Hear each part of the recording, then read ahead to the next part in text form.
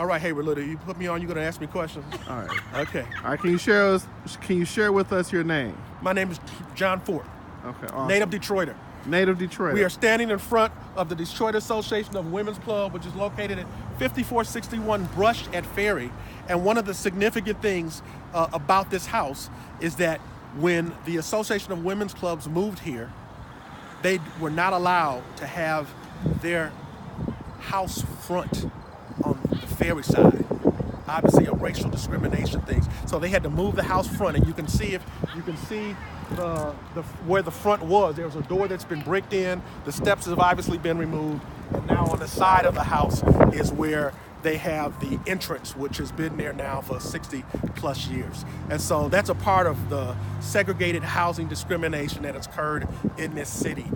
We, back in 1992, USA Today did an article about discriminatory housing in the United States, and Detroit was listed as the #2 most segregated city in the country.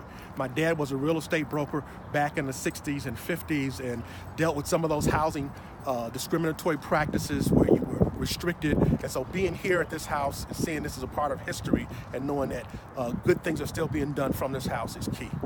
Hayward, you're interviewing me. What other questions do you have for me? So just one question. I know you mentioned your father was a broker. Yes. Was there ever any thought by you to enter into the real estate industry?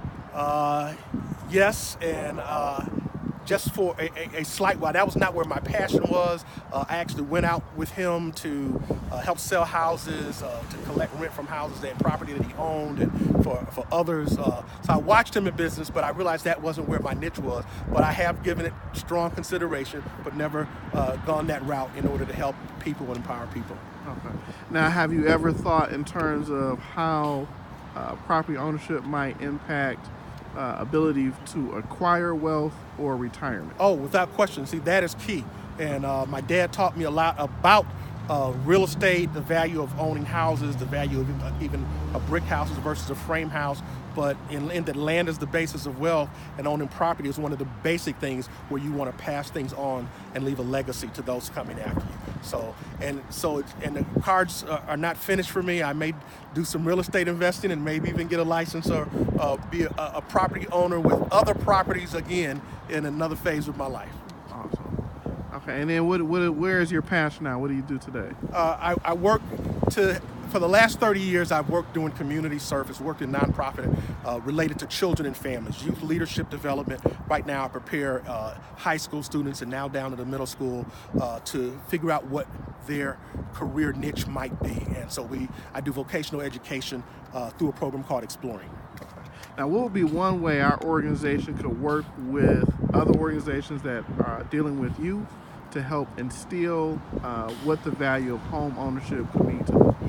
You can work with me to actually come into middle schools and high schools and begin talking about the importance of understanding business, the relevance of math, and as a part of science, technology, engineering, math, STEM type programs, importance of accounting, and then investing, owning your own home.